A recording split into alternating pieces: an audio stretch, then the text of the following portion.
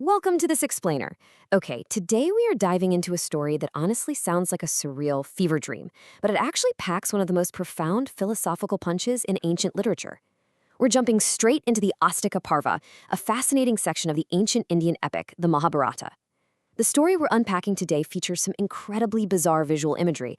We're talking a giant rat, upside-down men, and a fraying rope. But beneath all these weird visuals is a deeply relatable human conflict. It's really a story about individual ambition, the weight of family legacy, and the unstoppable march of time. Let's get right to it. So, to really get this story, we first need to understand our protagonist, a man named Jaratkaru. Now, Jaratkaru is what the text calls a Muni. He's the ultimate ascetic. He wanders the entire earth, just making his home for the night wherever evening happens to fall. He practices these incredibly severe vows, bathing in sacred waters and completely freeing himself from any desire for worldly enjoyment. In fact, his dedication to purity is so extreme that the text tells us he consumes air alone for his food. Day by day, he becomes entirely emaciated, shrinking down to literal skin and bone in his singular, absolute quest for personal spiritual perfection. He's totally detached from the world. Or, well, at least he thinks he is. For the longest time, his life is just this solitary, peaceful wandering, just him, his thoughts, and his spiritual power. But one day, this quiet routine is violently and abruptly interrupted. He comes to a dead stop right at the very edge of this deep, pitch-black pit. Just imagine standing there with him, peering down into this massive, unholy hole. The air gets super tense. The silence of his ascetic wandering is totally shattered. Like, what on earth is happening down there that could make a guy who cares about absolutely nothing in the physical world stop dead in his tracks? Well, here is the absolutely bizarre and terrifying situation unfolding right in front of his eyes. Down in the darkness, there's a group of men hanging completely upside down.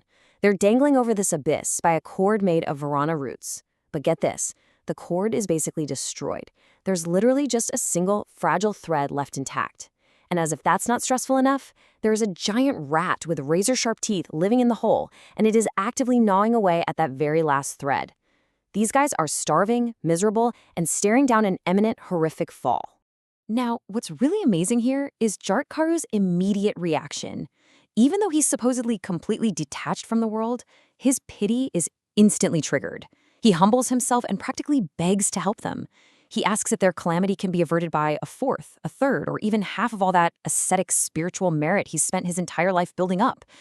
In this massive display of compassion, he offers them everything, saying, "Oh, relieve yourselves even with the whole of my asceticism. I consent to all this. Do ye as you please." He's literally willing to throw away his life's work just to pull these total strangers out of the dark. But here's the crazy twist. They turn him down. They straight up reject his spiritual currency. They tell him, "Thou canst not dispel our affliction by thy asceticism." And then they drop a bombshell. They actually already have plenty of spiritual merit themselves. Their severe penances haven't been destroyed at all. So if spiritual merit isn't the problem here, why are they dangling upside down over a pit? Well, it turns out their spiritual currency is completely useless against the specific, terrifying threat they're facing. And this is where the story gets intensely personal. These aren't strangers at all. The men explain they're falling into this hell strictly for the loss of children. They reveal themselves as rishis of the Yayavara sect. Yep, they are Jaratkaru's very own ancestors, his Pitris. You see, in this ancient belief system, the fate of your ancestors in the afterlife is directly tied to the living descendants continuing the family lineage back on Earth. These ancestors are absolutely desperate. Their spiritual position is totally collapsing, and they are pleading for their salvation. They tell him, "Thy Pitris in sorrow are hanging with faces downwards in a hole." Seriously, imagine the emotional weight of that moment. Your own ancestors, starving and terrified, dangling over a bottomless pit, telling you that their grand legacy is literally hanging by a thread. Okay, Section 1. Decoding the metaphor, the anatomy of a spiritual crisis. Let's dive right in and break down this bizarre imagery to see exactly what the text is telling us. Let's systematically map out this symbolism, because it fits together perfectly. The ancestors lay it out straight for Jaratkaru. That cord of virana roots suspending them, that represents their multiplied race, their whole family lineage across the generations. All those threads that have already been eaten away are the ancestors who have already passed on, consumed by time. So that single, fragile, half-eaten root that remains intact, that is Jaratkaru himself. And that giant rat with the sharp teeth, that is time, time of infinite strength, slowly but inevitably chewing away at Jaratkaru's lifespan. Once his time is up and that final thread snaps, the ancestors fall into the pit. They lose their sacred regions and plunge into hell. The terrifying rat of time is literally chewing away the very last piece of their family line. But wait, here is the ultimate tragic irony of this entire scene. Because the ancestors are hanging upside down over this horrifying pit, their minds are getting foggy, they're losing consciousness, and they have absolutely no idea they are actually talking to Jaratkaru.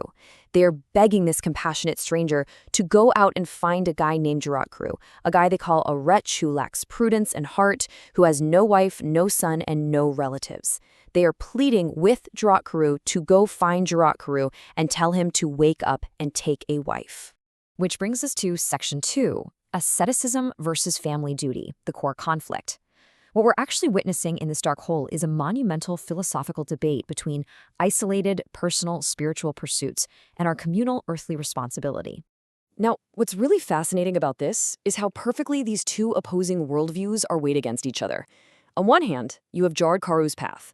He genuinely believes he's doing the holiest thing a human can do. He's practicing severe penances, wandering alone, cutting off all earthly attachments, and surviving on literal air. He thinks he's achieving ultimate purity. But then, you look at the ancestors' reality. Because of his total detachment, he refuses to marry or have kids. His relentless pursuit of individual purity is the exact weapon that is destroying his family. His supreme holiness is literally dropping his ancestors straight into hell.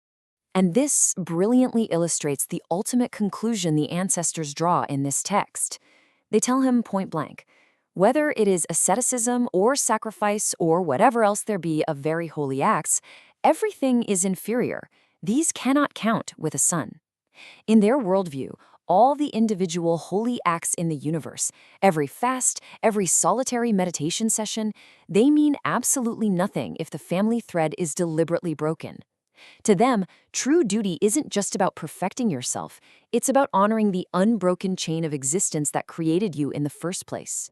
So, what it all boils down to is this timeless clash between what we owe ourselves and what we owe the generations that came before us. It's a conflict that echoes way beyond ancient texts, right into our modern lives. How do we balance our individual drive with our communal roots? I want to leave you with this provocative question to ponder. If your deepest, most profound personal ambitions were actively, undeniably destroying your family's legacy, which would you choose? Thanks for joining me on this explainer, and keep questioning that balance in your own life.